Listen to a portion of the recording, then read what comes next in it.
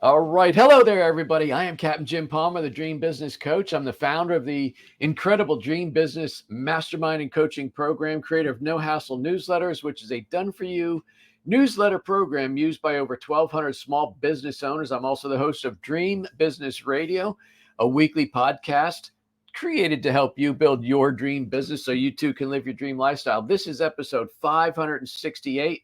My special guest this week is a sales expert, very talented entrepreneur, one heck of a nice guy, Harry Spaight. Harry, how you doing today? I'm thrilled to be here, Jim. Thanks for having me. My pleasure. Hey, folks, this episode of Dream Business Radio is brought to you by, in fact, the Dream Business Mastermind and Coaching Program. If you're an entrepreneur who wants to grow a more profitable business faster, if you're interested in learning how to create multiple streams of revenue, which is exactly how I got to live this incredible lifestyle, working 3 days a week for the last 7 years, then you want to check it out.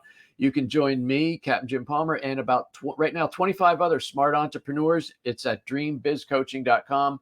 dreambizcoaching.com. At the end of the show, I'm going to tell you how you can get free copies of all of my books, free digital copies.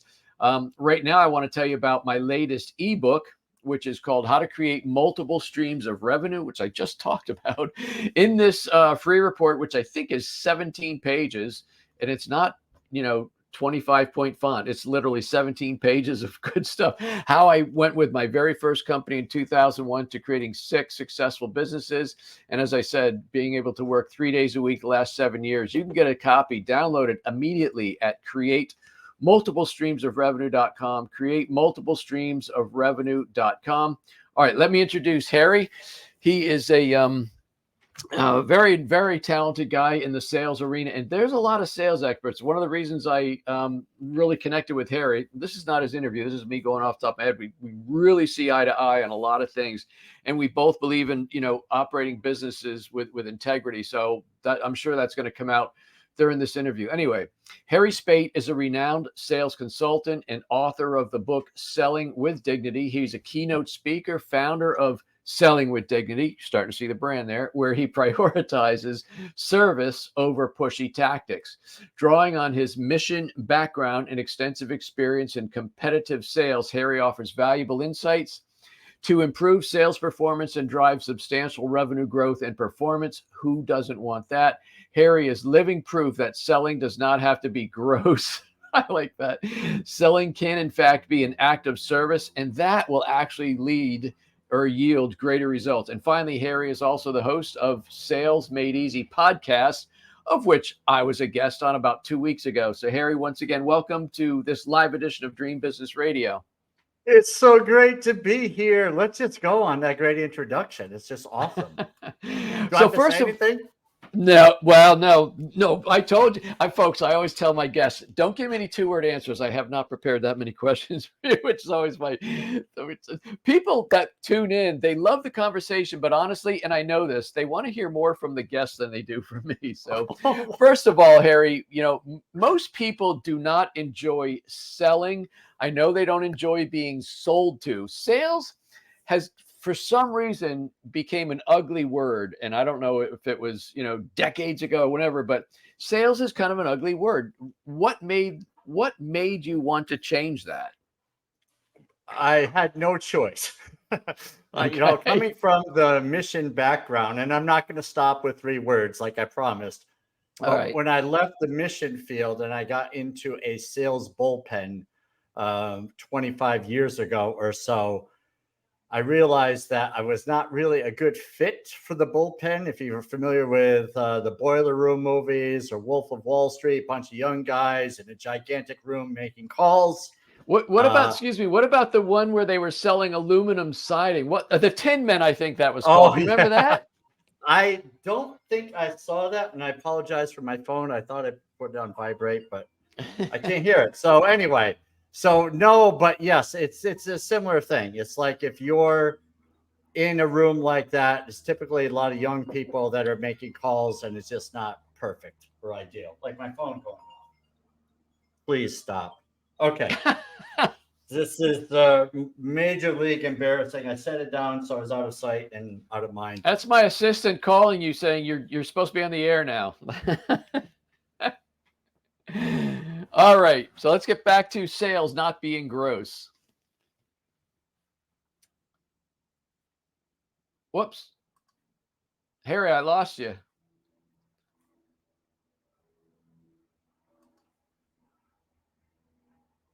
I lost the audio. Can you hear me? Because I can can't hear you hear. perfectly. There you go. All right, you're back.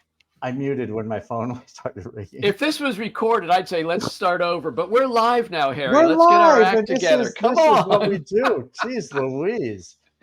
All right, the So bullpen. yes, the bullpen, if you will, is really this environment was not easy for me. So I was not a natural fit. I struggled mightily. And then I learned to recognize that serving was my place in sales. And to make a long story short, I built a career out of service instead of that pushy, always be closing mindset that was going on in sales generally. Thoughts? What was the impetus? What was the change? I mean, other than you, sounds like you personally, all these people were close, and that felt icky to you. But was there something else other than you just thought there's got to be a better way? Yeah, I was failing. And so the idea of failing, and for me, I had a janitorial business, which is what sort of helped me to support the mission work. And I did not want to go back to that. Mm-hmm. So as I was failing, all I could think about is this is not me. I have to be who I am. And the whole service thing started to kick in. And then when people were starting to show interest, it dawned on me that I could outserve my competition. Okay. Instead of trying to be the closer, which I was not a fit for that. But I said, I'll be the best service-minded salesperson there is. And hopefully that will work. And it did. So, I know bullpens like that. They typically got a guy who walks around and he sits there listening to you, and he's driving because he's totally commissioned, right? And so he's driving people like you. So when you started this different approach about more service oriented, believing in your heart that that's actually going to close more sales, how did that go with those pit bulls, so to speak? Yeah, it was interesting, but it really was a major account type sale versus a commodity sale. Okay. And as I learned over the years, I could not really do the commodity sale. Like if I was competing against everybody and went right down to the floor and pricing, that's not where my strength was. It was really nurturing the relationship, building trust, and then selling deeper and wider into accounts and selling higher ticket items. That is really how I made my income. And then I taught that to sales teams as well. Okay. So Harry, and correct me if I'm wrong, when you're in that bullpen and you decided to do things differently, did you stay in that environment and start succeeding, or did you then go out on your own and I was do still your in own the thing? same I'm sorry, but yes, I was still in the same environment. And I just did not really fit very well, and management didn't always know what to do with me. But nonetheless, because I was not forceful. I did not really try to overcome objections because I just felt like that was kind of silly when someone said they weren't interested. How many different ways do you need to overcome objections and make people feel guilty? And that was not something that suited me either. Okay. So I don't know. Phil thinks he might be related to you. I have no idea why. I don't know. Maybe unless he's a long lost cousin or he's just resonating with what you're saying. But he's either that or his phone goes off on podcast. Yeah, his phone goes off and then he cuts his mic off by mistake. That's yeah, exactly. So at one point, I was, not at one point, yesterday when I'm preparing for the interview, like I always do, I was on your website and you referenced the late, great Thomas Watson from, IBM fame, who says nothing happens until a sale is made. Sales ultimately drive the economic engine. And without sales, how will your business grow? Right. So that is what's required. I know when I work with brand new clients, I mean, not just new clients to me, but people who are new, I'm like, I don't care about, your big office. I don't care about your glossy business card. I don't care about the chair and all the ways that you look great on camera. What are you doing to close revenue? How are you bringing, if you're not closing revenue, you don't have a business. Best of intentions, right? Exactly.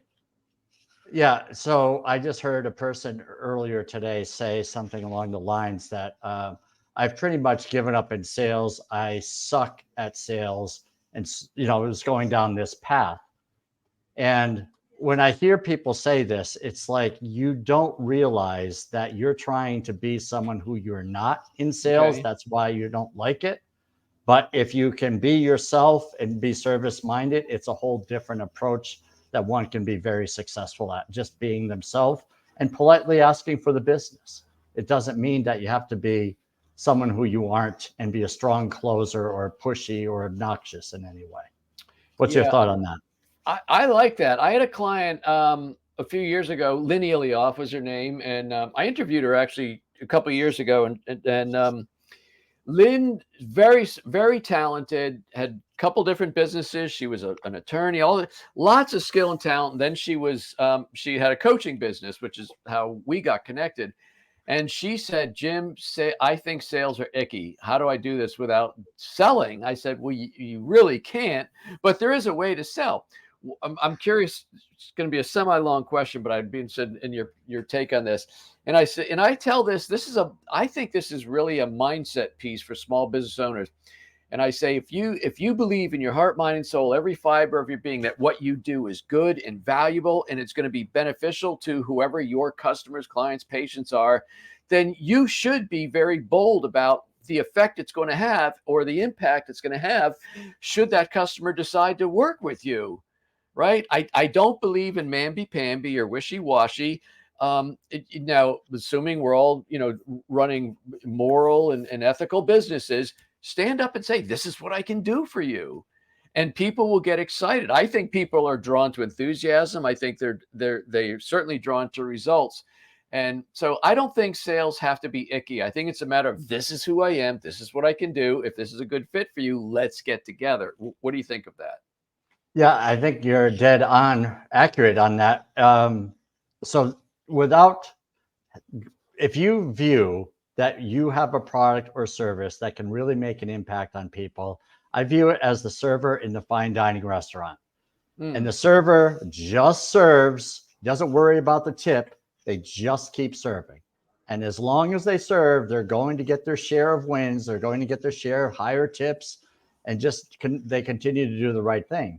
Now, if someone comes in a restaurant and the server doesn't hide behind the door and say, oh my God, what am I going to do? People are showing up. I don't have the guts to go out and serve them. They wouldn't last.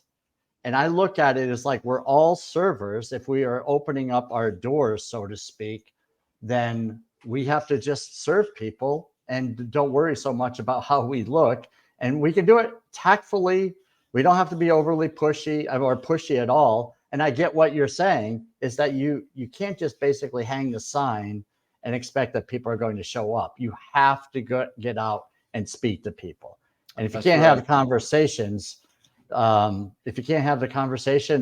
you're probably not cut out for being a business owner, because you're going to have conversations with employees, investors, customers, and selling as well. Yeah, eventually new entrepreneurs and even those who've been in business long, eventually you get hungry enough and tired enough and scared enough of constantly adjusting downward your goals to meet your actual revenue. And to me, that's when you got to really muster up some courage and actually learn how to sell, right? And you actually learn how to promote yourself and create these brands. Harry, the other thing I wanted to ask you about, and believe me, before we sold our house and got rid of so much stuff to move on the boat 6 or 7 years ago, I forget. I had probably 300 books. I thought I read them all, but I read somewhere on your website, I think, that your favorite book was The Greatest Salesman in the World. I'm not sure I ever read that one. What is that By book? Og Mandino? Yeah, that was new to me, so I'm curious about it. Yeah, this is the book, The Greatest Okay. Salesman in the World by Og Mandino. And so Og wrote this book about, and I totally resonated with it because I was just leaving the mission field. And he talks about this young camel stable person that actually took care of the stables back in 2000 years ago, who wanted to be the traveling salesman. And he spoke to the traveling salesperson that was getting older, and he was handed down the business, but he gave them scrolls. The scrolls resonated with me, obviously. And one of the scrolls was, I will persist until I succeed. Another one was, I will greet each day with love in my heart. And then another one, so there are 10. And the third one that resonated with me was, I will act now. So if you greet the day with love, you act now, and you persist, you can be pretty successful in sales. And so I read that book a few times, and it just so resonated with me, and I just applied it, and I still apply it in my life today. Wow. Is that new or old, or is it a classic? Came out, yeah, it's a classic. There's like 4 million in print, Oh my a goodness. little more than mine, and it's got me by about 4 million. And it's been around since, I think, 1968. The person was a follower. Actually, Og Mandino, I believe, was an alcoholic and went through a program, and he was also a big fan of Think and Grow Rich, if I'm not mistaken. Got it. Yeah. So my buddy and mastermind member Phil Brakefield has responded to our initial question, well, how you're related. He goes, I'm not a pressure seller either, which I can vouch for. By the way, Phil is like legendary in promotional products, tchotchkes, things like that. Mhm. But I mean, he grew a hell of a reputation through Ace Hardware, True Value Hardware, and a little known company called Dream Business Academy, where he supplied all of my visuals, shirts, etc. My guitar, which is actually not here, but yeah. Nice. So Phil, well-deserved reputation, and that's why he doesn't have icky sales either. How do you think, Harry, how has the art of selling, because I do think selling is an art, right? I mean, selling is what you get to do when your marketing and branding brings somebody who's potentially interested and, you know, kind of pre-positioned to want what you have. So a sale does have to take place, right? So how has the art of selling changed over the years? Where, and specifically, and you can have all the time you need on this one, with online sales, right? Social media, and now literally, you know, at the speed of sound, AI is now coming into it. Yeah. Well, when I think about how sales has changed, years ago, when I started out in the technology sales, I remember people saying to me, what's the latest? They don't ask that anymore. I mean, Google has taken the place of a lot of salespeople who were informers, and we helped educate. So we can still educate today, but it's just different. People pretty much know what they want long before the salesperson enters the game. So this is where, you know, building the whole trust, recognition, being top of mind is super important these days. So like I was talking to another person recently who said, well, I'm going to start my business at a certain month. Then I'm going to do all of my online marketing. Then I'll do video. And it was pointing out like 6 months down the road. And I said, why not start today? Because you can now build your tribe, build your community, and have people that already like you. They already know you. And now when you release the product, you actually have people to talk to instead of starting from the ground floor 6 months down the road. That person had to be an engineer. I mean, like get all the ducks in a row. My guess is, no offense to engineers, but if you're that methodical, that's not the life of an entrepreneur by a long shot. Exactly. Yeah, you just gotta go. And you know, a lot of people, you gotta go. You gotta make it happen. And it's just, when I come from the space that selling is dignified, I do not in any stretch of the word think that you sit back and you wait for people to contact you. You have to be out there. I mean, I do video every day. I put video out. I post 35 times a week at least on social media. I'm on podcasts. I'm having conversations with potential clients, right? You cannot just sit back and wait for the phone to ring or for an email to come in because you created a great post with a call to action, or you have a call to action on your website. It's like, well, the business just got to come because my website's beautiful. It's like, no, you need to be talking to people. Yeah. I think there's a real problem with a lack of trust in kind of business today, especially in the online world. I mean, you could be the most trustworthy marketer in your niche, but you're fighting an uphill battle compared to a lot of charlatans out there. It's kind of like there's umpteen sitcoms who the guy wants to date a girl, and because she was jilted by somebody, he's got to wear all that baggage. You know what I mean? So if you're an online marketer, for example, and somebody was jilted by an online marketer or somebody who was less than trustworthy, you're fighting that battle and not just connecting the dots with what you have to offer. Is that fair? Oh, absolutely. Yeah, we're all very skeptical about talking with anyone who is selling anything these days because we all have the bad experience and we're hoping that the next one isn't going to be bad. So, yeah, we definitely have our guard up, I think. Don't you as well?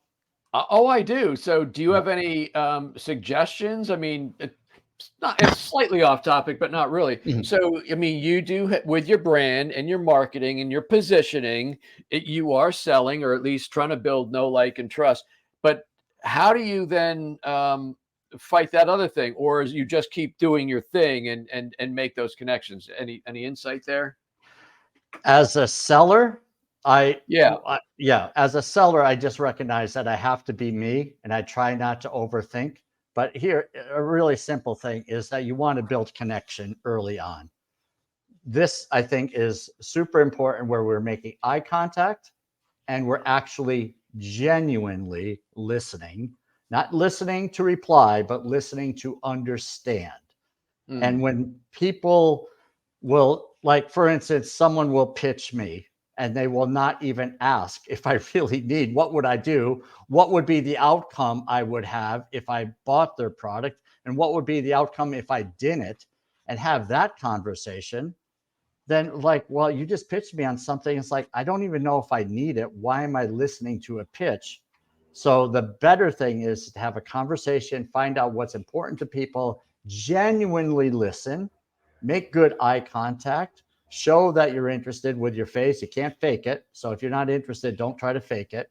But when hmm. you show that genuine interest, there is a connection that will take place. And that's really been my strength for years. Sometimes on these live editions of Dream Business Radio, my mind will be going way faster than it should, and I end up asking a question that's literally 10 minutes. I feel one coming on now because as you're giving me Okay. the answer, I think of something I want to. I think customers, by and large, they want to be treated well, and they want to make their own decisions. Right? They want to make their own informed decisions sometimes without human interaction, which that's the great thing about the internet and Google and all these other things. I mean, for me, I greatly appreciate learning from a knowledgeable person. If I think of myself when I became a boater 7 or 8 years ago, my learning curve was steep. And then, now, with a motorhome, my learning curve is steep. But I do want to make educated decisions, and there's so much opportunity to get educated, but then you do ultimately buy from somebody, right? How does an entrepreneur process all that yet still close more sales? I mean, well, let me just stop there because that will be a record question, right? So, Okay. how does an entrepreneur process dealing with somebody, perhaps like me or somebody else, who's just out there researching and reading and videos, blogs, blah, blah, blah, blah. And then they go to somebody armed with all this knowledge. And, you might be talking to an expert who thinks, well, that's not right. And that's not right. Yeah. I mean, it happens all the time. And, this is where the mistake I think is made when a person like you does a ton of research and the entrepreneur, business owner will say things like, well, I've been doing this for a lot longer. And then they Mm, start correcting and they start saying what's right. Now, you may have an open mind to that, but it could also be like, I'm way smarter than you. So why are you trying to figure this out? You need me. That's not being a guide. Remembering that the customer is the hero. We're just guides. And sometimes people will tell us things that are off base, and we can just jump on it and say, well, no, that's wrong, especially people who don't necessarily have great sales skills. They think they have to correct on the first conversation. So my approach is if someone comes into you really interested, they've got a lot of knowledge, is that you want to encourage that person so that you can build a little more trust. And you can say things like, it's really great, Jim, all these things that you're learning. and then just continue the conversation. What do you think about this, and so forth? And if Jim throws off something that's wild, you say, that's interesting. Let's, and then would you be open for another opinion or another thought about that, instead of immediately correcting and say, no, that's wrong. So with you being the guide and permission-based selling, you can still corral the person without offending them, and then building the trust so that they'll want to buy from you. If you make them feel good that all of that research has been super helpful, that's one approach. Or you can cut them off at the knees and say, well, yeah, you're wrong. And, you win the That'll argument. never work. Right. You win the argument, but you're not going to win the sale. That's right. You know, it's interesting because I always write on my pad in case people know what I'm doing, because I think of questions and things I want to say. You just basically said one of the things that I used to say a lot, because I started way in retail years ago. And there's an expression that I heard someone say. It says, well, that's one approach. So if somebody says, oh, you want to go do this, and you being, maybe you are an expert, highly experienced, you go, well, that's one approach. Do you mind if I share another approach? It's very different than saying, that'll never work. That'll get you killed. You don't want to do that, right? That's one approach. May I share another one? It's like you say, it's kind of permission-based selling in a way. The other thing I learned, and again, I started in retail when I was like 15 years old, dignity and respect. When I started selling bicycles, and then, to date myself here, 10 speed, 12 speed, way before 18 and mount, just bicycles. It was like, you could say, well, this has like a chromoly frame, aluminum rims, and you realize it doesn't mean anything if they don't know what that means. So, for example, this mouse chromoly frames, it's very strong. It's not going to flex. The energy put into the pedals is going to make the bike go forward. You're not going to lose it in a wishy-washy frame. That is literally like 50-year-old information, but that's a way. That's a way to not talk over somebody, right? It's not just feature benefit. What does it mean to the person that's interested in that? Now, I got about 3 or 4 minutes, so this always goes by too quick. So I know you said initially, I think, about handling objections, trial close, and all that. Those might be considered icky parts of it. Well, how do you get? This will be my last question, Terry, just because of the clock. How do you get somebody who's interested, seemingly having a great conversation, you're sharing results, etc.? I believe, and I know, please feel free to disagree if you don't like this. I think people come to a point where they most likely would want to say yes, but I think a lot of people have a hard time completing the sale, right? And so I like to find a way to help them do that, again, because I know it's going to be a great outcome. How do you think about that? Well, so the seller, like the entrepreneur, has a buyer, and the buyer is close to greatness, right? Close to the sale. And this seller needs to ask. It comes down to, I'm a big fan of James Mears' book, The Perfect Close. And he says something along the lines like, normally at this point, Jim, a good next step is we draw up an agreement. We draw up the paperwork. Does that sound like a good next step for you? And then you're just putting that right out there for the person to say yes or no. And if they say no, then you simply ask. You don't go, why not? You just simply ask, what's a good next step for you?